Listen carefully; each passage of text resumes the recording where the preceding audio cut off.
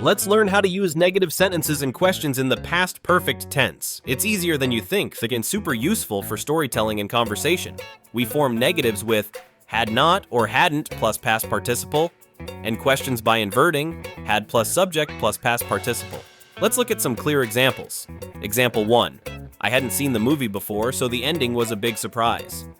Had not shows that something did not happen earlier. Example 2. They hadn't met before the party, so they were a bit shy at first. First, they didn't meet, then the party happened. Example 3. Had you ever been to London before last year? We use this to ask about someone's experience before a past time. This structure helps you talk about experiences, missed chances, or ask thoughtful questions about the past. Now it's your turn.